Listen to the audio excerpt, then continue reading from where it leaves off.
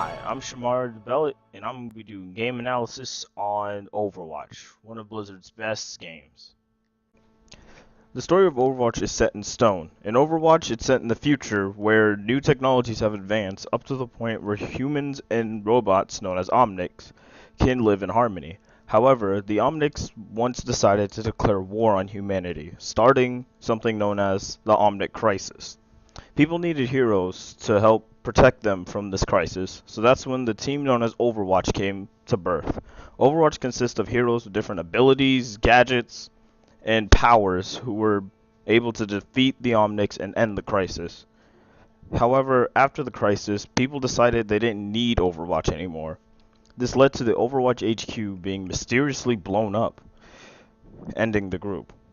Many years have passed since Overwatch has came to birth, and one of its leaders, Winston, suffered an attack from Overwatch's enemy or arch-rival organization known as Talon.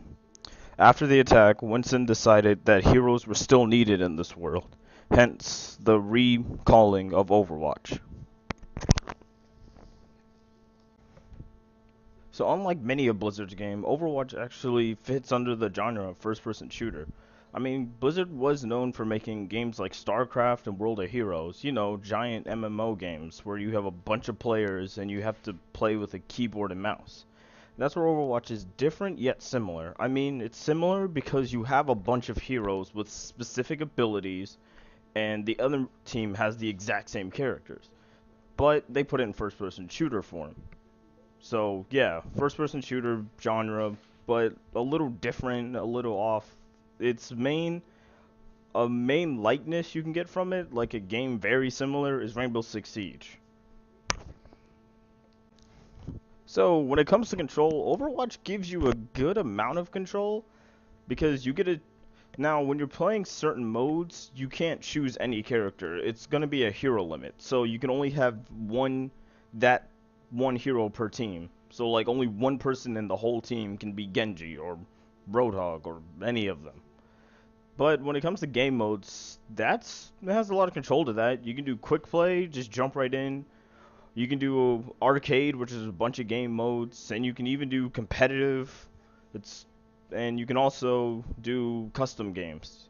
You can choose who you want to play with and who you never want to play with ever again.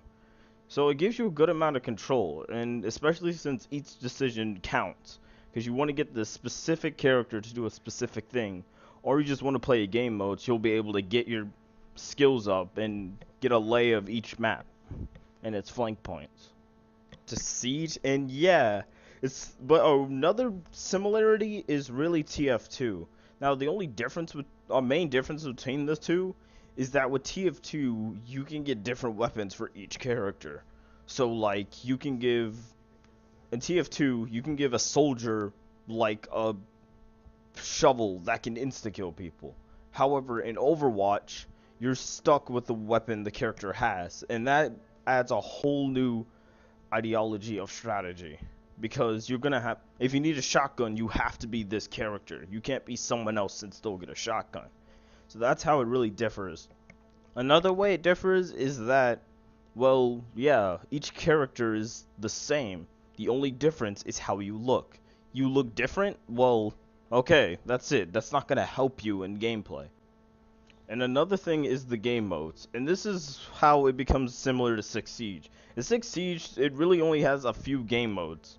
It has deathmatch, capture a point, and and defend a point, and that's kind of the same as Overwatch.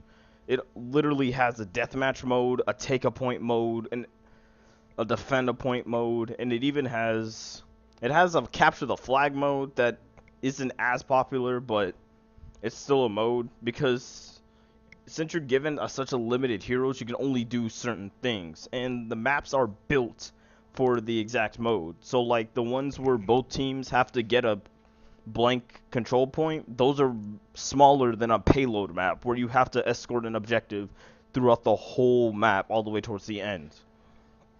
And that can actually add a really good and actually oh boy, I love the art in this game because each character is just so amazing. Like when I got the beta, just by looking at the characters, some have like shared stories or have met each other in their origins. And it's amazing, especially with the tiny details they do. Like, I've never seen a game where you could punch a fire extinguisher and actually see it move as the gas flows out of it. Like, that's amazing.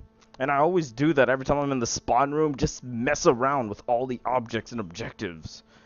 It's just beautiful. And especially with the maps, because like most payload maps, although there is no story of what's happening, you can get some context clues. Like in London or King's Row, futuristic London, you're escorting this object, but at the end goal, it's a factory. So then you can just make the context like, okay, so we're putting this device in this factory, and at the ends, it kind of emits an EMP. So then at the end, just like, okay, sweet, we're bringing this to a factory so we can explode and shut it down. And it's just amazing because it also has like a little context clues of the story. Each character is different, and although, I mean, the main colors of use are like blue, red, yellow, and green, each character is still able to become different, and with their skins, with their gadgets, it's a lot of art. It's a lot. It's beautiful. Nothing's left out, and they pay attention to every little detail. And it really corresponds with their. Watch out! It corresponds with the animated short, strangely too. So like, say that in the short, like in their origin, they get stabbed in the arm. Well, in the game, you're gonna see that scar on their arm from the actual short about their origin. So it's amazing. They keep everything in check. All the characters look beautiful. Even some early concept designs soon become skin, and that's. Okay, I'm sorry, just keep bringing it back to Siege because that's the only other game that's doing so well, and that's just like this. But seriously, Siege is doing it really well, and it's pretty much almost the exact same concept as Overwatch. You get certain characters with different abilities that other characters can't do.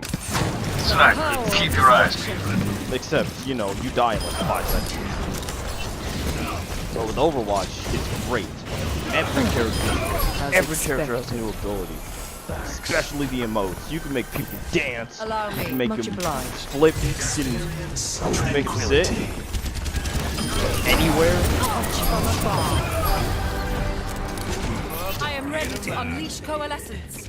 You're gonna have some fun with this game. Like seriously, there's so much to do. Especially since you got like what, 5 friends. You can just be one team, unstoppable team, and then go into no limits mode where like you can be, and then you can just be like a whole team of Bastion and just demolish everyone. It's an hilarious time. Or you can just go in custom mode and make your own game. And with custom mode, you can alter the game's aspects. So like, you can make one hero invincible. Or not invincible, just like really hard to take down. You can give him like 1,000 health and like unlimited ammo. It's beautiful. It's really fun to play with friends. And although you're able to play by yourself with AI, it's still multiplayer game, and you are required to have an internet connection to even use it. I'd say get a really strong one, because you don't want lag in this game. You don't want lag in this game. It will cost you, especially in deathmatch.